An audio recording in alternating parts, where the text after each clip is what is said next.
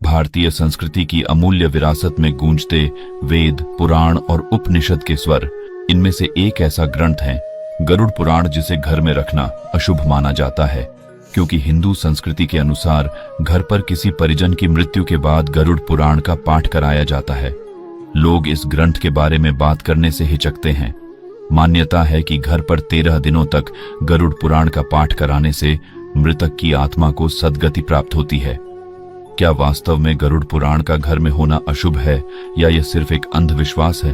क्या वास्तव में हमारे कर्म ही हमारे स्वर्ग या नरक का निर्धारण करते हैं? मृत्यु के पश्चात की यात्रा क्या वास्तव में होती है? जीवन के बाद हमारे साथ क्या होता है? क्या हम इस अनंत रहस्य को समझ पाएंगे? इसके उत्तर हमें गरुड़ पुराण नामक प्राचीन हिंदू ग्रंथ में मिल सकते हैं। गरुड़ पुराण के रहस्यमयी पन्नों से एक अद्भुत कथा उभरती है, जो मृत्यु के पश्चात के घटनाक्रम को बयां करती है। इस अनोखी कहानी के अनुसार मृत्यु के उपरांत जब कोई पापी आत्मा इस संसार को छोड़ देती है, तब यमदूत उसे 2.5 मुहूर्त में वायु मार्ग से यमलोक की ओर ले जाते हैं। वहां इस आत्मा को 24 घंटे के लिए रखा जाता है, जहां यमदूत उसके कर्मों की बारीकी से जांच पड़ताल करते हैं। इस अवधि के पश्चात यमदूत आत्मा को उसके मूल स्थान अर्थात उसके घर पर वापस छोड़ देते हैं।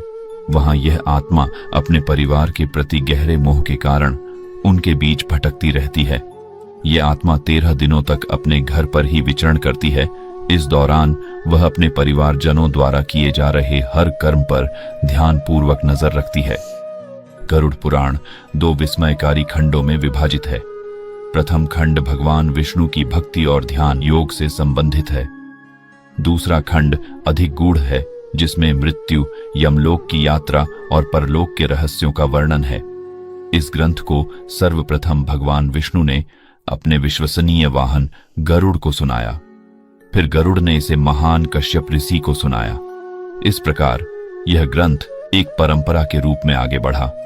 अगर हम भगवान विष्णु की भक्ति में आस्था रखते हैं, तो गरुड़ पुराण में निहित ज्ञान को समझना हमारे लिए आवश्यक है, जिसमें बताई हुई बातें हमें जीवन और मृत्यु के प्रति एक गहरी समझ प्रदान करती हैं। मृत्यु के उपरांत 13 दिनों तक विशेष संस्कारों और अनुष्ठानों का आयोजन किया जाता है, जो मृतक की आत्मा के लिए समर्पित होते हैं।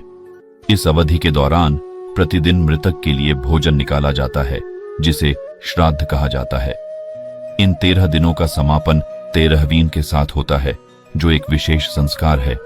13वीं के दिन आत्मा के लिए पिंडदान किया जाता है, जो आत्मा के पितृलोक यात्रा के लिए एक अनिवार्य अनुष्ठान माना जाता है। इसके साथ ही ब्राह्मणों का भोज भी आयोजित किया जाता है, जो पुण्य अर्जित करने का एक माध्यम माना जाता है। ये सभी रीतियां मृतक की आत्मा के शांति और मुक्ति के लिए की जाती हैं। 13वीं के समापन पर मान्यता है कि यमराज के दूत आत्मा को लेने के लिए आते हैं और उसे उसके कर्मों के अनुसार यमलोक ले जाते हैं। क्या आप जानते हैं कि मृत्यु के बाद आत्मा की यात्रा धरती से यमलोक तक कैसे होती है, और इस यात्रा में आत्मा को कितने दिन लगते हैं? कौन कौन से नगर, नदियां और वन पड़ते हैं, और यमपुरी कितनी दूर है? इस अद्भुत यात्रा का हर विवरण और सभी जानकारी गरुड़ पुराण में विस्तार से बताई गई है। गरुड़ पुराण के अनुसार मृत्यु के उपरांत आत्मा को दिव्य दृष्टि की प्राप्ति होती है, और इसके 13 दिनों के बाद यमलोक की यात्रा आरंभ होती है।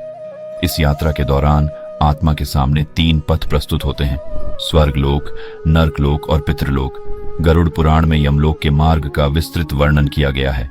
इस यात्रा में आत्मा को विभिन्न स्थानों से होकर गुजरना पड़ता है, और इसके जीवन काल के कर्मों के आधार पर इसकी गति निर्धारित होती है।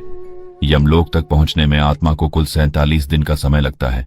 यमलोक तक का मार्ग 86,000 योजन लंबा है, जिसमें आत्मा को 16 पुरियों को पार करना होता है।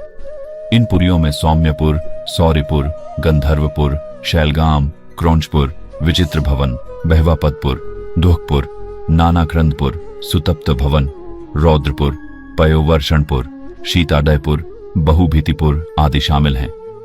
इन नगरों में पाप कर्म करने वाले मनुष्यों को विभिन्न प्रकार के कष्टों का सामना करना पड़ता है। प्रत्येक नगरों में एक बार आत्मा को ठहरने का अवसर मिलता है, जहां वह अपने पूर्व जन्मों के कर्मों और परिवार के सदस्यों को याद करके दुखी होता है। यमलोक तक पहुंचने का रास्ता वैतरणी नदी को छोड़कर 86,000 योजन है। इस रास्ते पर आत्मा प्रतिदिन 200 योजन चलता है, अंततः यमलोक पहुंचती है। गरुड़ पुराण के अनुसार यमलोक की यात्रा में आत्मा को दो असाधारण नदियों का सामना करना पड़ता है, वैतरणी और पुष्पोदका। इनमें से वैतरणी नदी को अत्यंत भयानक माना जाता है, जिसे गंगा नदी का रौद्र रूप कहा जाता है। इसकी लाल रंगत और लपटों से निकलती अग्नि इसे एक विचित्र दृश्य प्रदान करती है। वैतरणी नदी को पार करने के लिए आत्मा को 47 दिनों का समय लगता है और इसका मार्ग यमलोक से अलग 86,000 योजन लंबा है। यमलोक की इस दुर्गम यात्रा में एक अन्य भयावह स्थान है असिपत्र वन। ये वन उल्लुओं, गिद्धों, मधुमक्खियों और मच्छरों से भरा हुआ है और कई जगहों पर जंगल की आग धधकती रहती है। इस यात्रा में आत्मा को विभिन्न प्रकार की कठिनाइयों और यातनाओं का सामना करना पड़ता है, जैसे कि पानी के अभाव में प्यास से तड़पना, मलमूत्र और रक्त के कीचड़ में गिरना और अंधेरे कुओं में गिरना। यह यात्रा आत्मा की परीक्षा की तरह है, जहां उसके पूर्व जीवन के कर्मों का हिसाब किताब होता है।